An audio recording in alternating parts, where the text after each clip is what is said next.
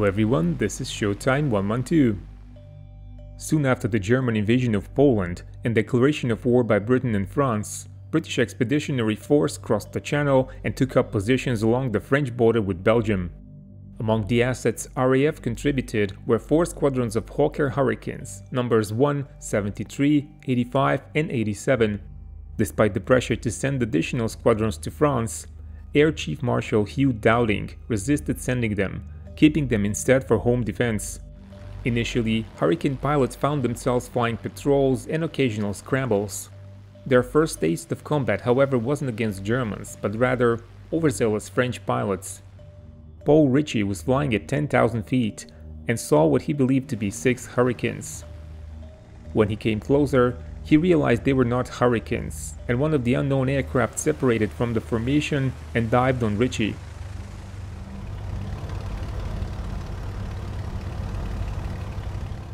The British pilot then recognized the airplane as French Morane, but the French pilot still didn't realize he was attacking an ally, so he fired a full deflection shot.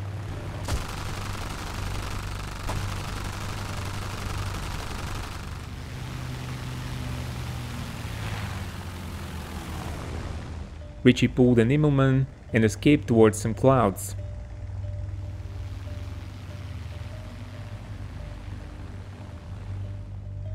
The French pilots were still pursuing him, but Hurricane's superior speed enabled Ritchie to escape to safety. The first Hurricane squadron to see action in France against the enemy was quite appropriately No. 1 Squadron, confirming their motto, "First in all things." German Dornier Do-17 bombers were flying many recon flights over France at the time. This phase of the war, known to the British as the Phony War, was dubbed by the Germans Sitzkrieg, or literally sitting war. But for Dornier pilots, it was very real. On 30 October 1939, a Do-17P commanded by an Austrian count, Hauptmann Balduin von Normann und Audenhofer, was sent to take photos of several airfields in France. As it flew over Wassincourt, the airfield where No. 1 Squadron was based, it was spotted by RAF pilots. The German bomber disappeared in the clouds, but after a while, it appeared over the airfield again. Peter "Boy" Mould had recently returned from a patrol, but his aircraft had been refueled, so he jumped back in and took off, pulling the booster override to get extra booster pressure. He rapidly ascended to 18,000 feet, lost sight of the Dornier, but then spotted it again.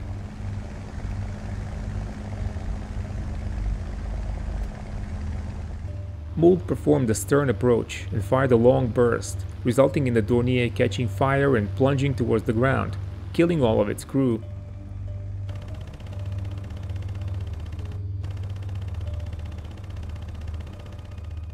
This was not the first aerial victory for the Hurricane, but it was the first victory for the RAF over France since 1918. The victory was given plenty of coverage by the British press, and Mould would eventually become an ace. Sadly, he was killed in action over Malta in 1941.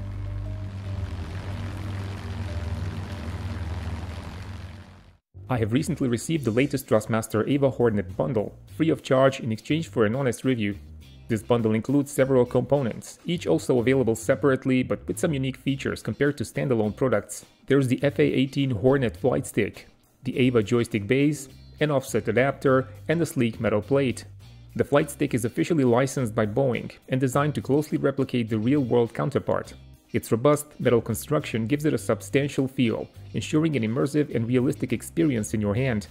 With 19 programmable action buttons, you can easily customize it to simulate the controls of various other combat aircraft.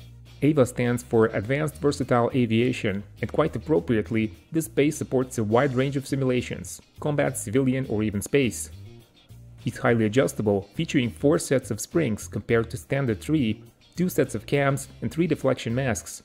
Eva Hornet bundle is not only good for flying jet fighters. With the Eva Hornet bundle, you will get the additional extra hard set of springs, which can give you the feel of flying a warbird such as Hawker Hurricane, which featured cable-connected control surfaces without hydraulics boost. The included offset adapter allows for adjustments to 15 or 30 degrees, enhancing your comfort during intense gaming sessions.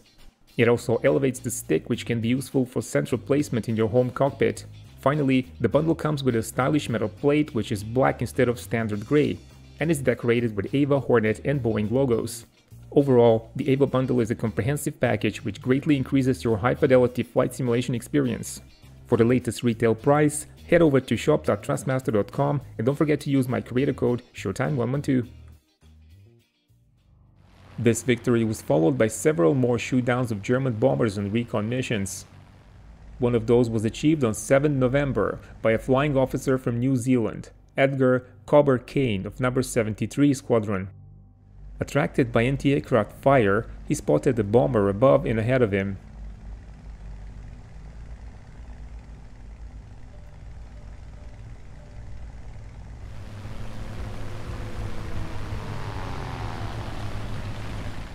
Kane achieved hits in the first attack, after which the Dornier began climbing.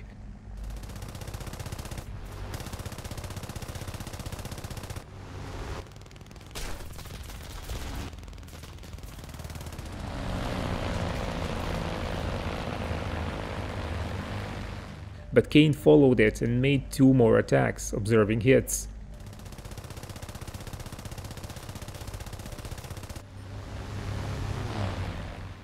After the third attack, the Dornier dived steeply. Kane followed but pulled away when he saw fabric peeling off his wings.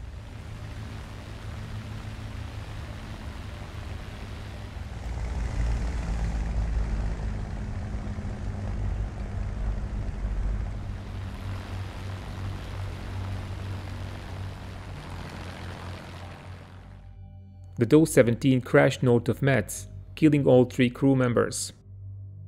Edgar Cobber Kane would achieve a very special distinction in the spring of 1940, but more on that later. These interceptions of bombers gave a chance to RAF's Hurricane pilots to gain experience with limited risk.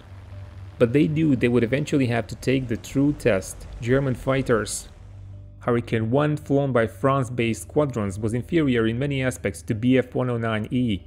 Many of them still had wooden, 2-bladed propellers, fabric-covered wings, and they lacked cockpit armor. The French pilots first fought the Messerschmitts already on 8 September 1939. That battle, involving the famous German ace Werner Mölders, was recently covered on this channel, and you can watch it if you missed it. But Hurricane pilots only met the Bf-109s on 6 November 1939. Pilot officer Peter Aerst of 73 Squadron took off on a scramble from Hoover, trying to intercept a Dornier 17. The German bomber turned east, and before Aerst could catch up, it disappeared in the clouds. Both aircraft were in German airspace, and the British pilot turned for home. He then spotted 9 fighters, and thinking they were Hurricanes, he approached to join the formation. As he was settling into the slot at the rear, he noticed black crosses. Those were Messerschmitts. Aerst fired at the nearest aircraft and went into a steep dive.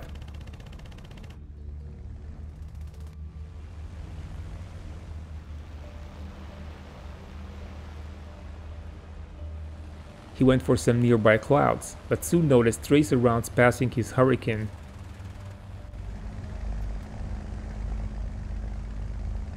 Despite the unwanted attention, he successfully escaped and landed at Nancy Airfield, with his fuel almost exhausted. The next encounter with German Messerschmitts had a very different outcome. On 22nd December, 3 Hurricanes from No. 73 Squadron were ordered to patrol between Metz and Thionville. The flight leader, Pilot Officer Walker, was then instructed to investigate an unidentified aircraft to the north. Elements of German 3rd Gruppe, Jagdgeschwader 53, were providing top cover for some Dornier recon airplanes, 12 miles inside French airspace. One flight was led by Werner Mölders, the most successful German pilot of the Spanish Civil War. Mölders spotted 3 Hurricanes below and led his formation into a dive. The British pilots were still unaware of the Germans, as Mölders attacked the airplane on the left. He wrongly identified it as a French Morane. But his aim was good, and the Hurricane went down and eventually crashed.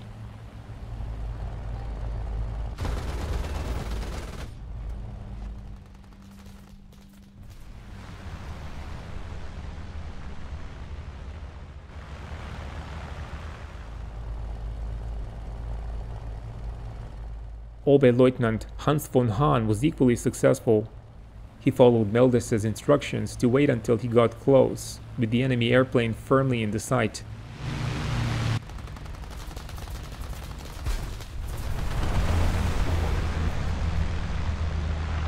Two British pilots were killed.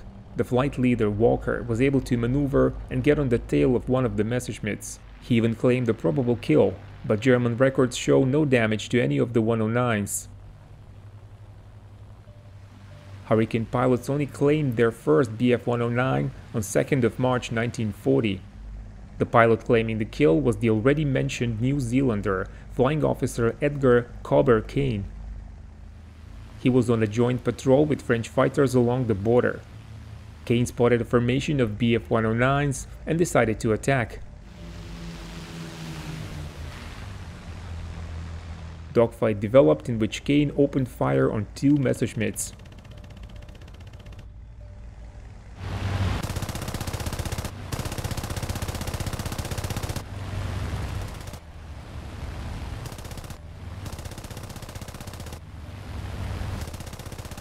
After claiming one victory, Kane's Hurricane was damaged and had to belly land near Metz airfield, just like two other 73 Squadron Hurricanes involved in the battle.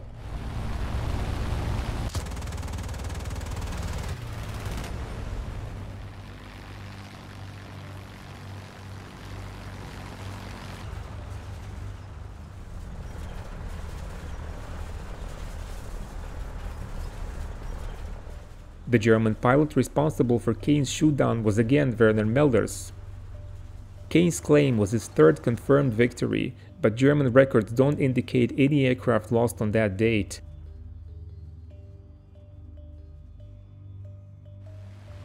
On 26th of March 1940, Cobber Kane was leading a section of 3 Hurricanes on a patrol near the Saar River, where some of his squadron mates had engaged German planes just before his takeoff.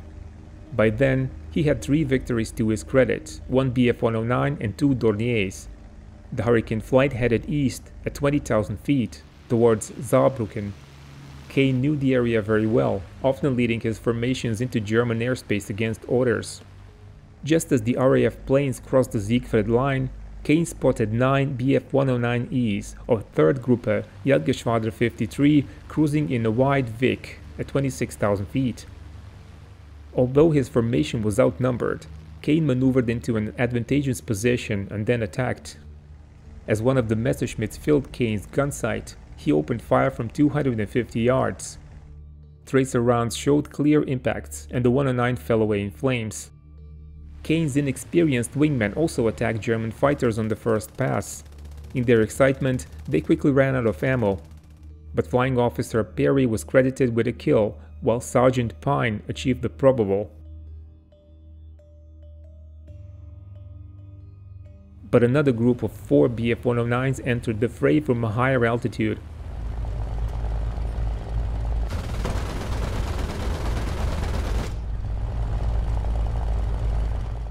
The lead Messerschmitts overshot, and Kane quickly followed one of them, firing a burst into it.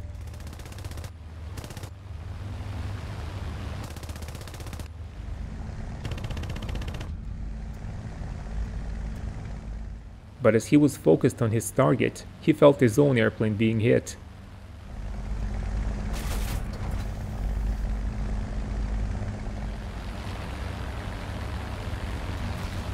Another Messerschmitt maneuvered behind the solitary Hurricane as it attempted to get into a better position to attack the Bf-109 in front of him. The German pilot continued to fire, and the Hurricane burst in flames. Kane was wounded from splinters and burned from fire engulfing his cockpit. He briefly passed out, but regained consciousness and bailed out of the burning Hurricane.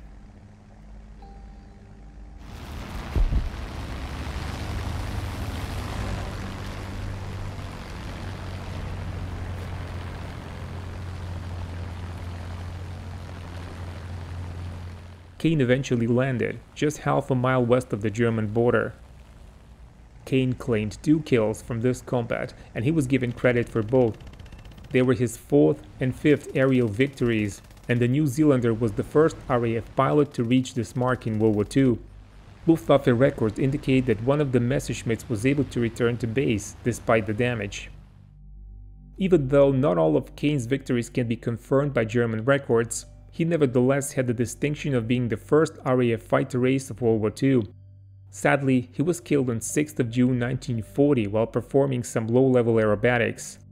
The phony war period saw another RAF fighter ace, also from No. 73 Squadron, Flying Officer Newell Orton. The final victory for the RAF before the end of the phony war took place on 9 May 1940 when Pilot Officer Dunn and Sergeant Nowell inflicted mortal damage on the Messerschmitt Bf-110C of Zerstörer-Gruppe 1 near the town of Longwy. In the period between the deployment to France and the beginning of German invasion, Hurricane pilots claimed 60 aircraft destroyed, with another 16 probables and 22 damaged. Luftwaffe records show 35 airplanes lost and 14 damaged. This significant number of overclaims is something which becomes a standard rather than exception in aerial warfare. Hurricane pilots were heavily involved in an attempt to stop the German advance, but we will leave that for future videos. Thank you for your time and keep watching Showtime 112.